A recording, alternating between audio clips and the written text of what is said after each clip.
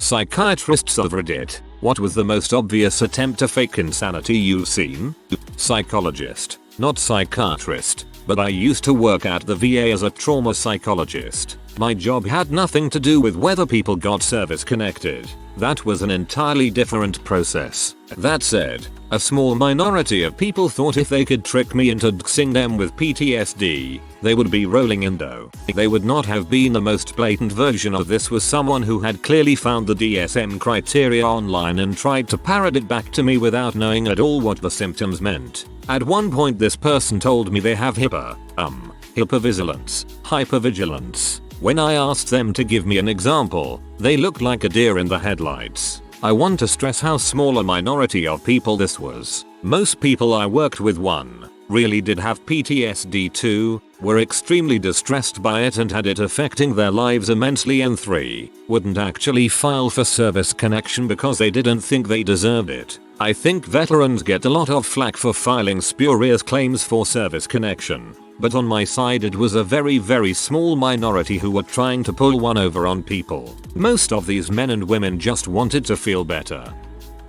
A resident's face fell quite dramatically when I informed them the attention in ADHD doesn't mean you like attention. As someone with ADHD, always fun when people think that.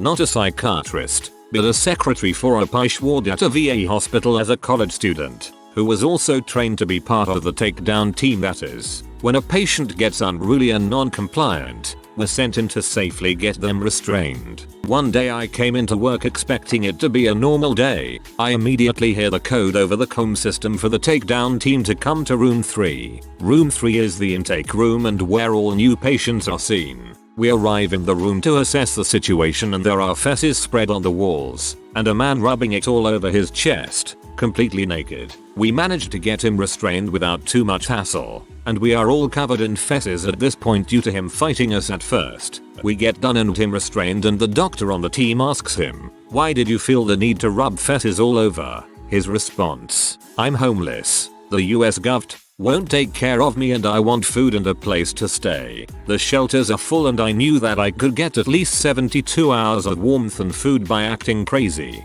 We gave the man a full 2-week treatment stay instead, and had the VA and DAV come in to get him housing. Literally one of the best patients I've dealt with while working there from that point forward, even helping to calm other vets down on the floor before we had to do a takedown. It's absolutely atrocious that these veterans feel the only way they can get the help they need is to do something this extreme. Last I heard the guy was doing much better. Dav helped him get a job doing cleanup at construction sites and an apartment of his own. Forgot to add, the doctor could tell this man wasn't likely to be insane. All of his answers to questions and tests came back normal. That's when he went to rubbing feces all over because he knew without something extreme we'd have to release him.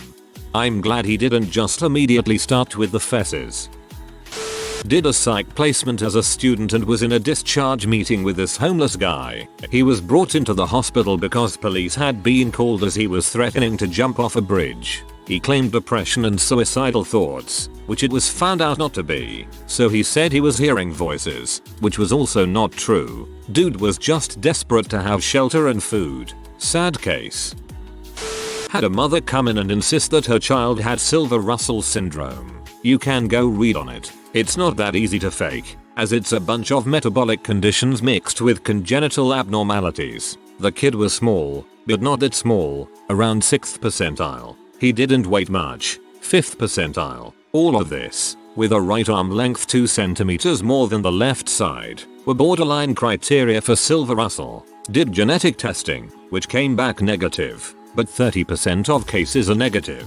So the deciding factor was one of the soft criteria of hypoglycemia. Once she heard about this, she printed out 30-40 articles on the disease. She came back with the kid in a coma, but when the kid was in the hospital, he was never hypoglycemic. He went home and came back in a coma a few weeks later. Again, as soon as he was eating normally at the hospital, he was never hypoglycemic. She starved her child into comas repeatedly for the diagnosis of Silver Russell. She was also a boogan. People who live off welfare and make a game out of it. By the way, she was in a wheelchair when at the hospital. Once I had enough of her bulls and walked into the room after only knocking once. She was walking around normally and jumped into the wheelchair as soon as she saw me. I believe it was for money, since in Canada, Quebec, you get money when your child has a genetic disability. God, if it was legal, I would have slapped some sense into that bee. WTF starving her child to multiple comas just for some benefits. Read The Psychopath Test by John Ronson. It mentions a real example of someone like One Flew Over the Cuckoo's Nest. They pretend to be a psychopath to get an easy ride, but that's the method, a psychopath. If you're into podcasts, he did an episode of The Psychopath Test for This American Life. Patient who yelled, "I'm having a seizure," while shaking all limbs uncontrollably because we were pretty sure malingering guy didn't meet criteria for admission. Still makes me chuckle. LOL. This reminds me of a client that would fake them often. If she didn't like what you were saying or what was going on, she would slowly lower herself to the floor saying "thanks a lot, I'm gonna have a seizure now," followed by her fake seizing while complaining until she got too tired. I had a lady who loved attention. She thought she was crazy and had dissociative identity disorder. Think the movie Split. Actually, now that I think about it, I saw her around the time that movie came out. She claimed to have many different personalities, one of them where she regresses into a 10-year-old boy named Billy. Anyways, this lady started screaming, tantruming, throwing herself on the floor. Nurses were trying to control her without giving too much attention and feeding into it. She then saw the medical student and the patient told him, "Tell Dr. Macaroni and sneeze that Billy is out now." She said this incredibly clear and concise, not in a whining 10-year-old tone she was switching in and out of. I was very confused by her comment until I read your username. Psych nurse. Back in the 90s, multiple personality disorder was all the rage. And not true. I would regularly treat people, some of whom claimed 100+ personalities. LOL. Yes, it was trendy in the 90s. If you were convincing enough, you could find your way onto an all-expense paid vacay to be on Springer or Sally Jesse or Maury or any of the other dozen trashy daytime talk shows from that time.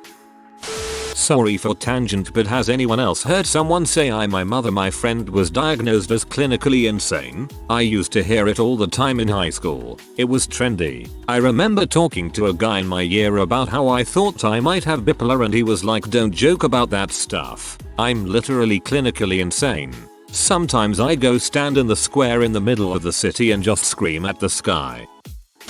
I worked as an on-call crisis worker in a community hospital, responding mostly to calls. A chronic patient with a borderline personality disorder diagnosis presented with behavior that did not warrant an inpatient hospitalization, despite wanting it. When I was getting his discharge instructions together, he left the exam room he was in and found a cleaning cart and sipped some cleaning solution. I walked into the room and I could smell it and asked what the smell was, and he very nonchalantly pointed to the cart and said he didn't know what it was. He drank something off the cart. I think he swished and spit it out, but he got his wish. I was placed on a psychiatric hold after an attempted suicide brought on by medication I had been placed on. Frick you Paxil. Anyway, the first night there was a woman in my room who was there for some court-related evaluation. She got up in the middle of the night and pee all over the floor, then smeared a wall in period blood. I overheard her telling another patient there was no way she was going back to jail again. It was fricking disgusting. Paxil is the frickin' devil. Psychiatric resident here. A lot of patients threatening with suicide just to get admitted or to get more pills. There's also the other way around. Sometimes patients, usually admitted with a manic or psychotic episode, can tell you crazy stories that seem to be part of the illness, but turn out to be partially true. Not a psychiatrist, but Anisian's meltdowns are hilariously and disturbingly fake, but this man really thinks he's the Joker. I also have bipolar 2 and I am constantly plagued with the thought that I could be faking or manipulating others. When I was a teenager, I was admitted to an inpatient facility and my mom told all the doctors and nurses I was faking for attention and I'm just manipulative. It's stuck with me ever since.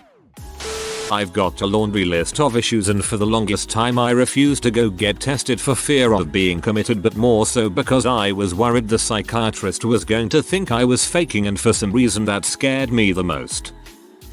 Back in Korea, there was a guy in my MASH unit who was always trying to get sent home with a Section 8. He was a draftee, but most of us were and no one went to the lengths he did. Mostly he would just cross-dress as a woman, but he would try other things too, like pretending to be a Cleopatra, or a traveling salesman, or just a normal civilian. Our CO never bought it. I guess he kept him around for company morale or something. Eventually he kind of gave up after he got promoted to company clerk, but he still had all those dresses up until the end of the war. They should make a show about something like that. Maybe not focusing on that guy, but maybe have him as a side character.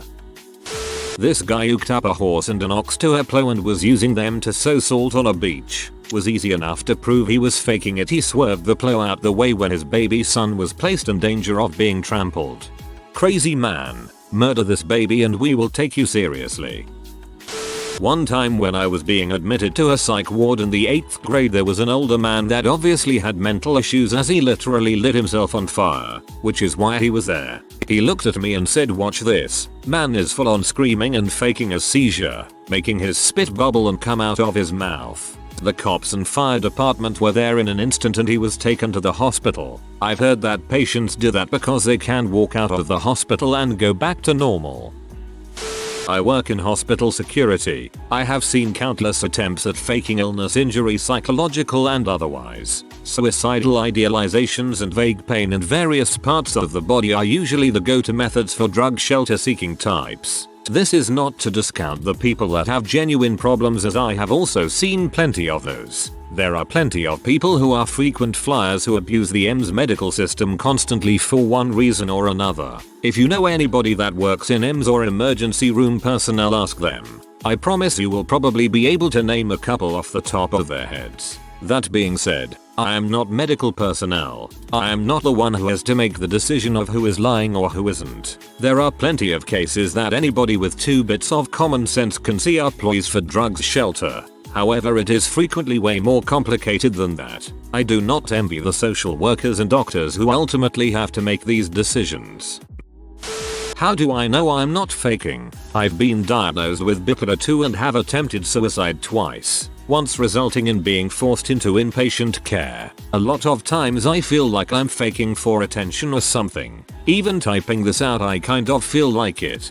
That's kind of the problem with these threads. Some doctors have a huge tendency to label symptoms as being fake or psychosomatic, which they'll treat as a synonym for not real instead of its actual meaning of a real symptom that is brought on neurologically, psychologically. This makes it extremely hard for some patients to get a proper diagnosis because their problems aren't directly visible. Came in with his underpants on his head, pencils up his nose, proclaimed to be named Wobble, from London, a small village on Mars just outside the capital city. Wobble, and that 2 + 2 was Wibble Wobble. Ah, I see you're a veteran of the Sudan. Not a psychiatrist, but I think this fits. A guy I served with tried to get out of conscription by showing up on enrollment day dressed in a purple kilt and marching around with a plunger as a prop rifle. He even had a plunger tattooed on his arm. He was told to loose the kilt, but he kept the plunger for some weeks before he gave up. He turned out to be quite a good soldier. Would trying to fake insanity make you insane? I mean, say you do fake it well enough. Now you're in the insane asylum with real insane people with no way out, because you've been deemed insane. You're on pills you don't need. No one believes you are not insane. Now what? What I've always wondered is that if a person would try to fake insanity, then he is surely mentally ill, because no normal person would do so. Sometimes it's because they need food or shelter, or just that they want the pills. Therapist here, but this is going on a personal level and one of the few reasons I got in this field. Stepmother faking having DID. After watching how people act and react around them, she's a narcissistic style with zero empathy and loves to play any card to give her the right spotlight. But that's one of the few I am willing to talk about. Much of this is very off base. First, insanity is a legal term to indicate someone who has been found not criminally responsible for their actions as a result of mental disease or defect. depending on the jurisdiction's legal standard. Someone here mentioned a case of someone faking being a psychopath for some sort of secondary gain. This may actually be the worst thing to do, as being labeled a psychopath can result in a variety of poor outcomes including losses of liberty, sentencing enhancements, etc. It's actually not even a DSM diagnosis. Also, faking is typically referred to as malingering when secondary gain is identified, or feigning when the gain is not identifiable but there is suspicion of exaggerating symptoms. There is a misconception that anyone faking is bad or a psychopath. However, the most commonly accepted model of malingering is the adaptational model. In short, people exaggerate symptoms because they are faced with a problem and need to solve it, might be a place to stay, lying low in the hospital as opposed to jail, or trying to get access to drugs they want. Lastly, not every psychiatrist or psychologist is trained in this. This type of work is considered under the umbrella of forensic psychology psychiatry. It really isn't hot work either. Think of it as less meeting with Hannibal Lecter and more, reviewing 2,000 pages of discovery records and being happy when stuff comes in PDF format. Source: do this for a living. Not a psychiatrist, but when I was in the waiting room waiting to get called back to have my appointment start, I heard screaming and the girl who was in the room ran out and started screaming, "What do you mean I can't be prescribed Xanax? Since I don't have anxiety." She then started staring at things and claiming everything made her feel uneasy. She looked like she was 10. I mean, everyone gets anxiety sometimes, but not everyone needs meds for it. Not really answering the question, but I've been an inpatient in psych wards a few times. My first time I was sent home because I was faking. The doctor, old white man, told that I was just a regular teen having fun. I was a suicidal alcoholic who had just survived an attempt 2 days prior. I had the return the next day and be assessed by a different psychiatrist who ended up making me stay in the hospital for months. The first doctor I saw didn't get any punishment. I could have died. Obviously this is an isolated incident, but even if you doubt the person is lying, please still treat them with respect.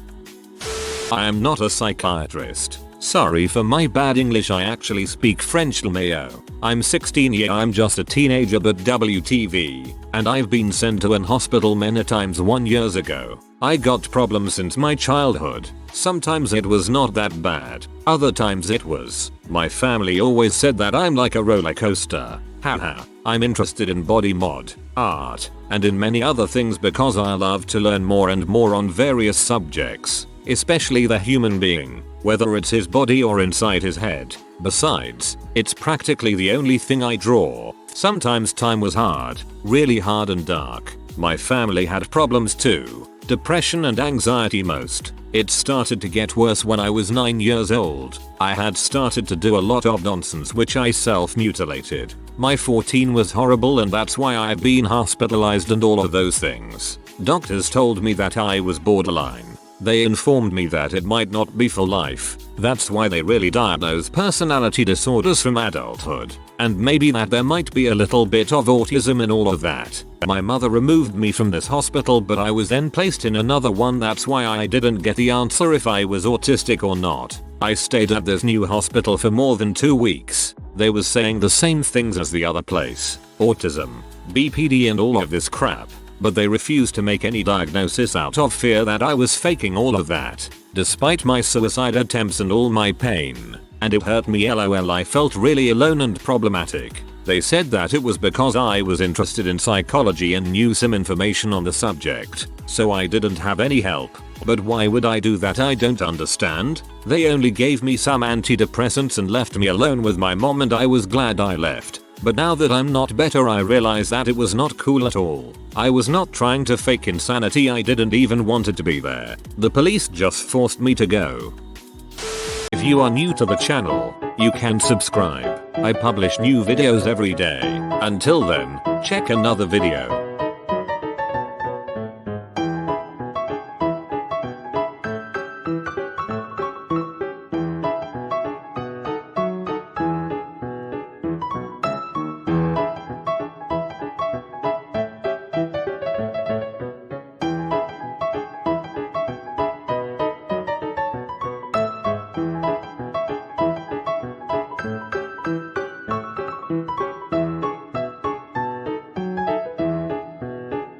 Bye for now.